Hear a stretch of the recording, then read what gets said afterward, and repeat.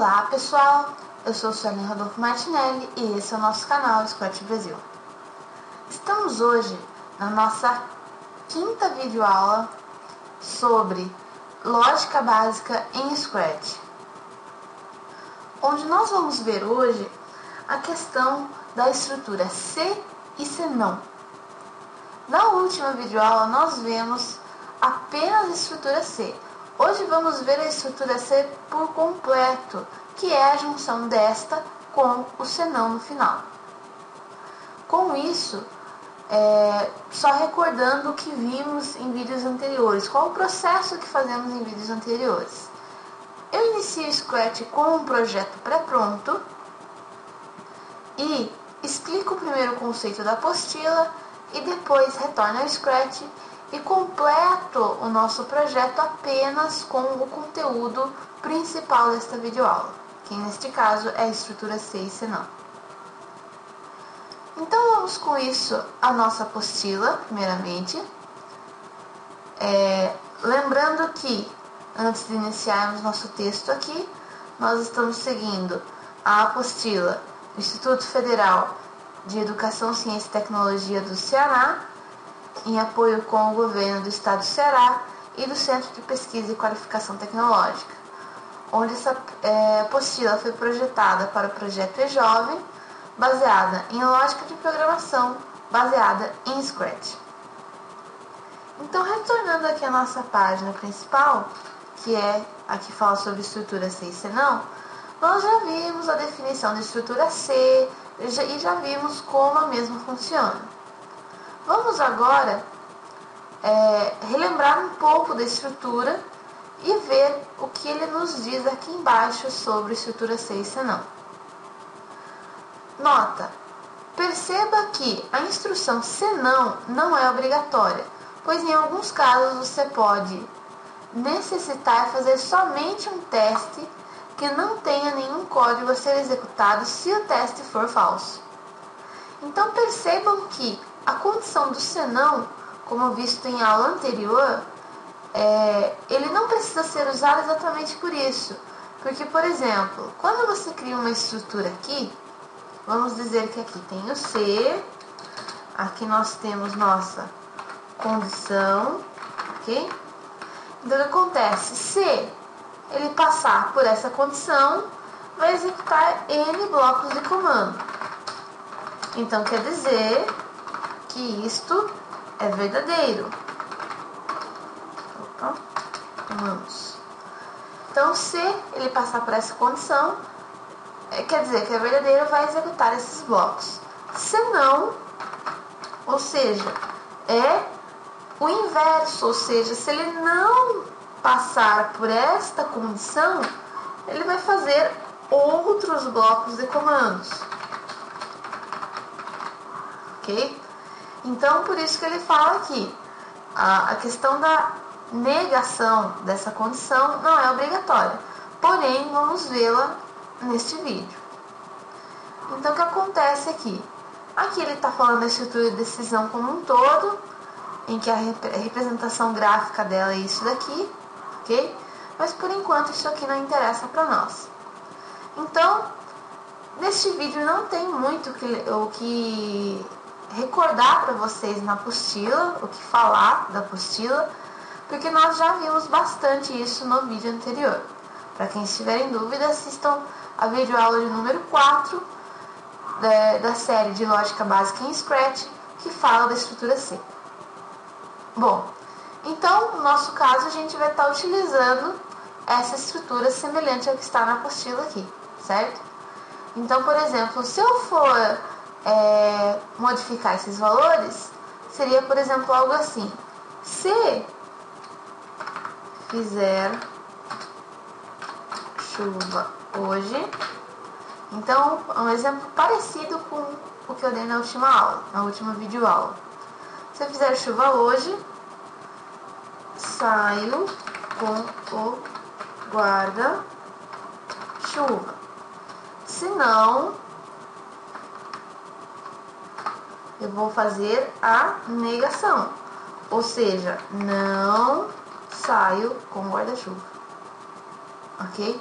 Então, ou seja, se for verdadeiro isto daqui, que está acontecendo aqui na frente, ok? Essa verificação, ele vai entrar nesta condição que também é verdadeira.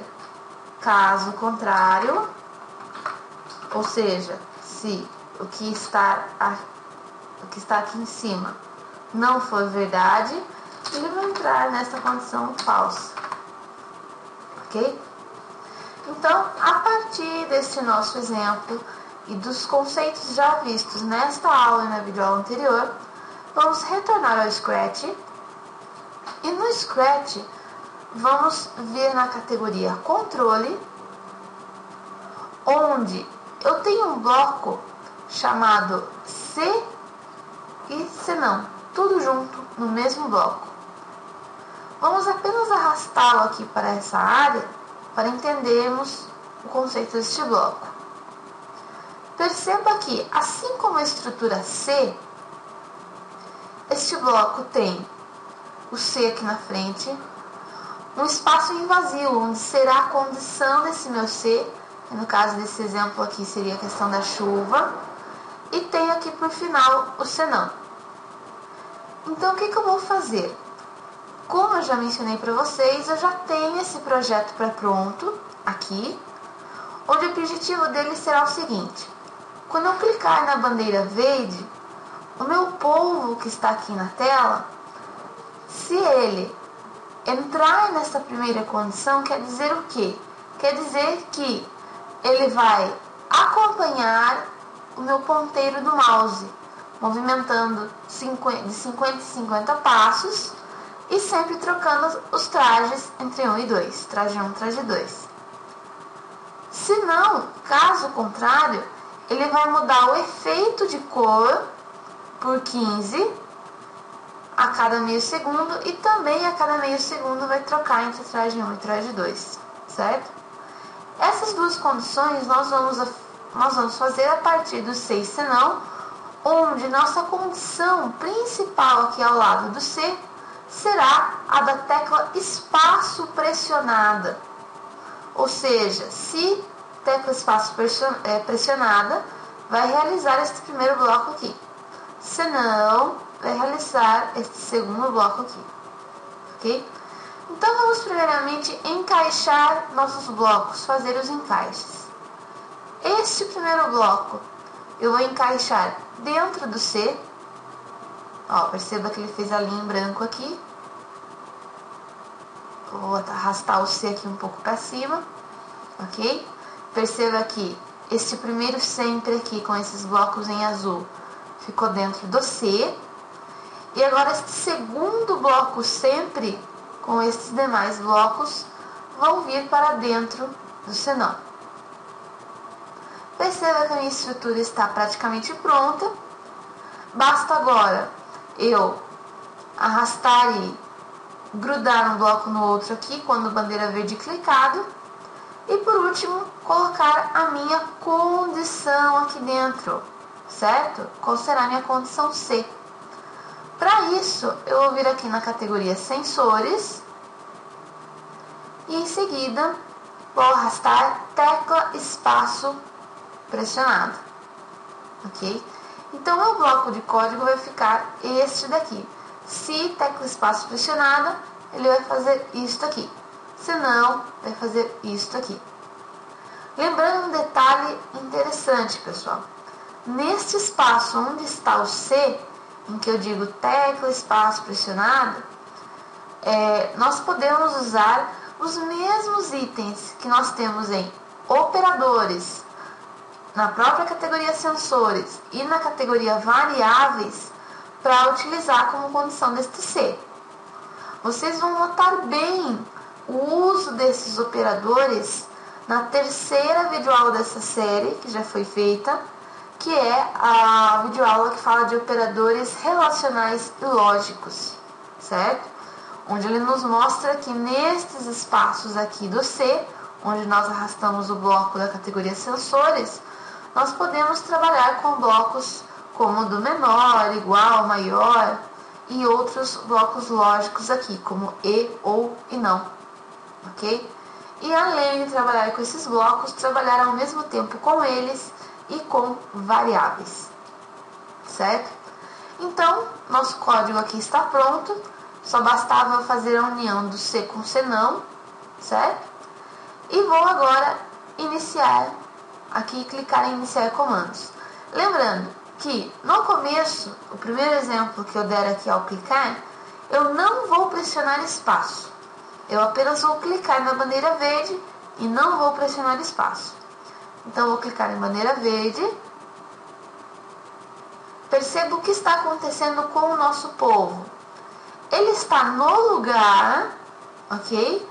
Mudando de cor e de traje. Por quê? Porque o meu código diz o seguinte: quando a bandeira verde clicado, se tecla espaço pressionada, ou seja, verdadeiro, faça isso. Se não, ou seja, se for falso, vai fazer este segundo. Então, na verdade, ele está executando apenas este segundo bloco aqui do sempre. Ok? Então, eu vou parar a minha animação novamente. Cliquei no botão vermelho aqui, parar tudo. E dessa vez, quando eu clicar em iniciar comandos, eu já vou estar segurando a tecla espaço. Eu já vou deixar pressionada a tecla espaço. Então, já estou segurando espaço, vou dar iniciar comandos e observe agora o que ele está fazendo. Perceba que eu estou correndo com o meu mouse na tela e o meu polvo agora ele não muda de cor. Ele segue o ponteiro do meu mouse. Perceba que aonde eu estiver indo com o mouse, ele está seguindo o meu ponteiro. Ok? Dando a sensação assim que ele está realmente nadando, certo? Então, por que isso aconteceu nesse exemplo? Porque ele passou por essa condição C, né? Se tecla espaço pressionada, faça isso. Então, ele seguia o ponteiro do mouse, movia 50 passos e trocava de traje a cada meio segundo. Ok? Então, essa foi a nossa quinta videoaula da série de Lógica Básica em Scratch. Espero que vocês tenham gostado e até mais!